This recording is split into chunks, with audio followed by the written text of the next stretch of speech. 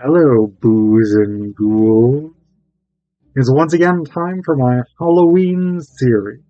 This year for 2022, I am going nostalgic, at least for the people of my generation who grew up primarily in the 90s. I'm going with R.L. Stine's Goosebumps books. For people of my generation, going to the Scholastic Book Fair, that was a huge deal, and Goosebumps was one of the top series. I was more of an Animorphs and Redwall man myself, but nonetheless, these are books that really bring back a lot of childhood memories for a lot of people my age. So this year, you're getting 6 Goosebumps books covered over 5 videos for the Halloween series. Trick or treat. In this first video for Halloween 2022, we're going to be talking about R.L. Stine's Attack of the Jack-o'-lanterns. This is a book that follows Drew and her friends Walker, Shane, and Shauna as they try and take revenge on the relatively stuck-up and jerkish Tabby and Lee. Basically, Tabby and Lee have ruined ruined Halloween for Drew and her friends for 2 years. The first time because Tabby and Lee had a really awesome Halloween party and then played a super, super scary prank on everybody there. And then the second year because Drew and her friends spent the entire year planning how to get revenge at their own Halloween party, only for Lee and Tabby not to show up. So, the third year, Drew and her friends make a new plan. Basically, what ends up happening is Drew convinces Lee and Tabby to go trick-or-treating with them, with her and Walker. Shane and Shauna are not there initially, and as they trick-or-treat, Drew and Walker start worrying about what's happened to them, because Drew's mom actually didn't want to let her go trick-or-treating because there are reports of people disappearing from the neighborhood. 4 people have gone missing. But Drew's dad and Drew managed to convince her that if she goes with friends, etc., they'll be fine. Whatever it is. So Drew and Walker actually meet up. Tabby and Lee manage to get another prank on them that scares them once again. And so their revenge is really sort of increasingly important. The group is confronted by these 2 figures. So they've been out trick-or-treating, Drew, Walker, Tabby, and Lee. And then it says here, "Oh, I let out a cry as 2 figures leaped out at us from behind the tree. I thought that Todd and Joe had returned." That's the 2 older kids who, for whatever reason, are working with Tabby and Lee to prank these younger kids. But I quickly saw that it wasn't those guys. In a gray blur, the 2 figures turned their backs on us, blocking our way. They wore dark robes that flowed straight down to the ground, and over their heads, they wore pumpkins. Large round pumpkins perfectly balanced on their shoulders. "Whoa," Walker let out a startled cry. He backed up and stumbled into me. Tabby and Lee gaped in surprise. But the most horrifying surprise was yet to come. As they slowly turned to us, their jack-o'-lantern faces came into view. Eerie, jagged grins cut into their pumpkin heads. Flashing triangle eyes, lit by flames. Bright orange and yellow flames danced inside their heads. And as the pumpkin heads turned their fiery, ragged grins on us, Walker and I opened our mouths and screamed in terror. So we've got these two sort of pumpkin cult figures, like weird, like, I don't know, they're like, you could picture them doing satanic rituals or whatever in a bad 90s movie. This came out in 96, by the way, so that's not far off as a reference, the whole satanic panic of the 80s and 90s. But these two pumpkin-headed figures basically lead the kids. They say, let's go to a better neighborhood. We're going to take you to a better neighborhood. And for some reason, these four kids follow these weird pumpkin head cultists. And they go through several different neighborhoods. Then they go through some woods. They go into another neighborhood that none of them have ever been to before. And they start trick-or-treating. And then at some point, the kids start being like, all right, well, we're kind of done trick-or-treating now. And then what it says here, more houses, one of the pumpkin heads whispered. Hurry, lots more to do, the other one insisted in her dry, crackling voice. The yellow flames danced inside her head. But we want to quit, Lee whined. Yes, we're done, Tabby agreed shrilly. You can't quit, a pumpkin head snapped. Huh? Lee's mouth dropped open. Keep going, you can't quit, the pumpkin head insisted. They both appeared to float up, to rise up over us. The fires raged in their triangle eyes. The heads floated up over the dark, caped bodies. You can't quit. You can't ever quit. So this is the thing. The pumpkin head cultists are sort of...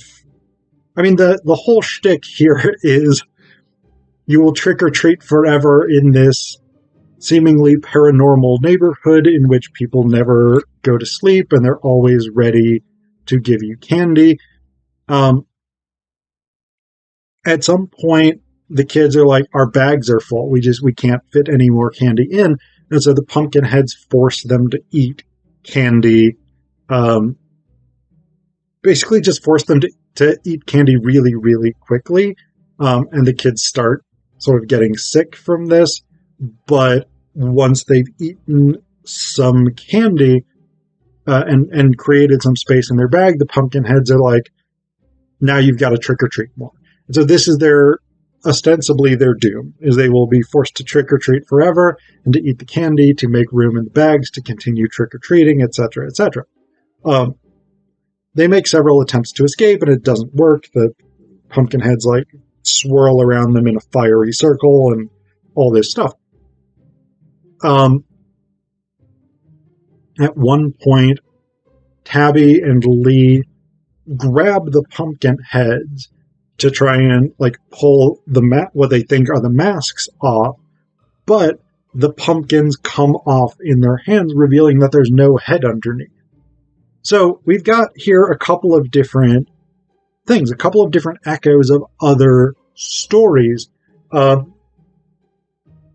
The Headless Horseman, the Legend of Sleepy Hollow, that idea of like a headless figure that uses a jack-o'-lantern as a head, as a source of terror. We've also got, obviously, the Hansel and Gretel element with the idea of forcing the children to eat candy, etc., etc. And actually, there's one point. Let me see if I can find it. Yeah. So after they've been forced to eat this candy, it says here, we had no idea that the biggest horror was still to come. And so, for those of us who, like me, were thinking, all right, this is Hansel and Gretel. 4 largish adults have gone missing. This is, let's fatten these kids up so we can eat them kind of thing. That's the implication. That's actually not the greater horror to come. In a very good twist, I think. The pumpkin heads, once the kids basically are just like, we refuse to trick or treat anymore, the pumpkin heads just start this like shrill wail that brings out a bunch of other pumpkin head cultists. And four of them step forward, and it says they held their hands waist high. In their hands they each held a pumpkin head, 4 extra pumpkin heads. Oh no, Lee cried out when he saw them. Tabby grabbed Lee's arm in terror. What are they going to do with those heads? Bright yellow flames flickered from the eyes and grinning mouths of the 4 extra heads. These are for you, a pumpkin head announced in a voice that sounded like sharp pieces of gravel being rubbed together. So, basically, the kids are going to be transformed into these pumpkin head cultists. This is their horrible, horrible fate. But that's not what happens. Tabby and Lee both get the pumpkin stuff over their heads. And then we get into chapter 28, which is the second to last chapter. And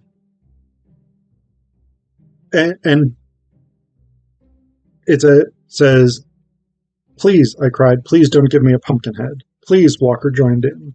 And then we burst out laughing. The 2 creatures set the empty pumpkin heads down on the ground, and then their own pumpkin heads started to change. The flames died out, the heads began to shrink, and change shape. A few seconds later, Shane and Shauna had their own heads back. So we find out this was all a big prank. This was the terrifying Halloween revenge that Drew and her friends wanted to exact on Tabby and Lee for being such jerks to them. Then we have a moment that almost made me throw the book across the room. Like, literally 2 pages from the end, and I was like, no, I'm not taking this, R.L. Stine. I refuse to accept this, because the last paragraph, or the last sentence, actually, even, of chapter 28 is, of course, I exclaimed, it helps to have 2 aliens from another planet as friends. Seriously? You gonna pull this Deus Ex Machina bullshit with us, R.L. Stine? What kind of fucking game do you think this is? Aliens?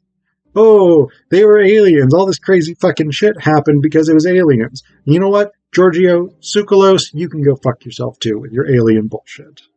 That is not how you do things. R.L. Stine.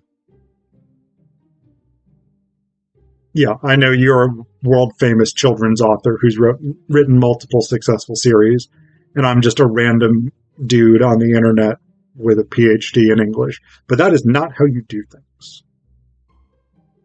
Make better choices. Yeah.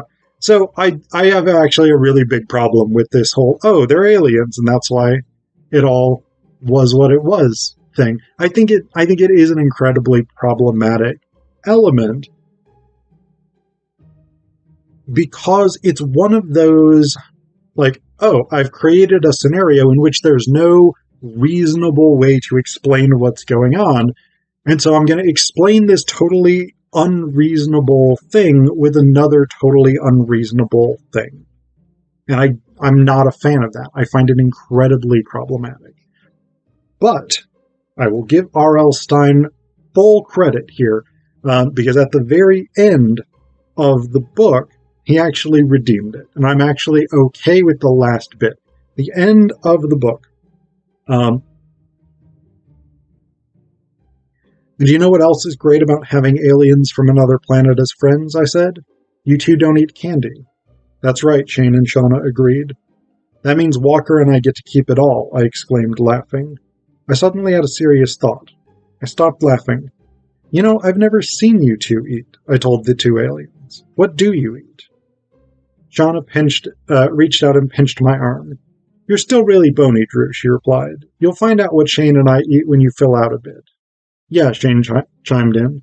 People from our planet only eat very large adults, so you don't have to worry for now. My mouth dropped open. Hey, you're kidding, right? I demanded. Shane, Shauna, you're not serious, right? That's a joke, right? right? I actually think that's quite a good ending. I think the cliffhanger, that sort of, oh, did Shane and Shauna and their family species, whatever it is, murder these four people that have gone missing and eat them? I actually, I'm more or less willing to accept the aliens explanation in exchange for that ending.